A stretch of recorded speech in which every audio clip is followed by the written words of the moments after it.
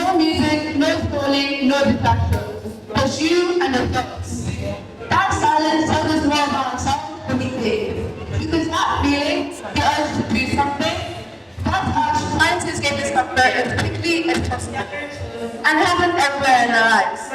In moments we least expect, like public health, for example. At first you're fine, but then a few seconds go by, and then the voice, the one that tells us to stop, trolls us. It sounds logical, makes us think we're quitting for all the right reasons. Let's believe that limits are physical, that we stop because we can't go any further. But that's not true. We stop because we feel like we can't go any further. And those two things are very different. Elite athletes understand this. People like Mo Farah, one of the most dominant men runners in Olympic history. They don't avoid discomfort of fatigue. They just don't react to it straight away. And that delay, just a few seconds longer, is also the difference between winning and losing. For a long time, I avoided anything that made me uncomfortable.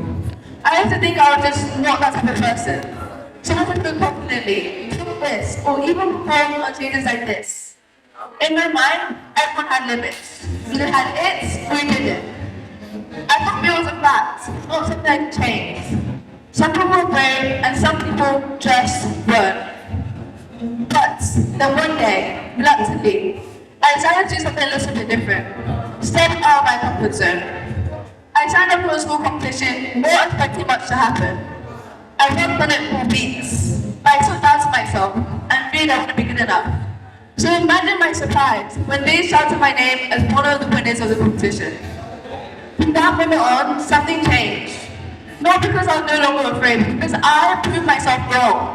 I realized the limits I created for myself weren't real. Discomfort isn't a bad thing. It's not something to avoid or run away from, but something to appreciate. It helps us identify what feels like our limits, and by doing that, helps us push past them.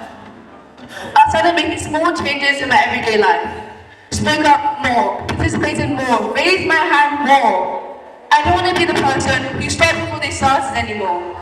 I want to be someone who took initiative, sat in my discomfort a little longer, and in that silence made a difference. But that's hard, especially today. We live in a time when the moment something feels slow, awkward, or uncertain, we leave. And it's not because we can't do it. We want to express something new. We want to speak up. That voice is up again.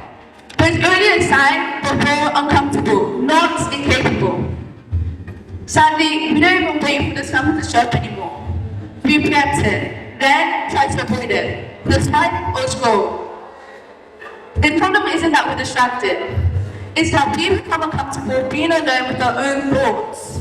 And contrary to popular belief, we're not losing our intelligence. We're losing our tolerance. Tolerance for boredom, tolerance for effort, tolerance for staying even when things are hard. We're so used to constant stimulation that the moment we step away from it, it's difficult. The moment we stop consuming, that's where ideas come from. Not from constant input in space. Boredom used to be a doorway to innovation, imagination, and endless possibilities. Now, it's something we rush to close. That's exactly why, even though we have more opportunities, more access, and more resources than ever before, we still don't act. That voice is up again, and shortly, discomfort follows. Just like in a tank, we could be early. We need to recognize that most of the time, you're not your limit, you're just uncomfortable.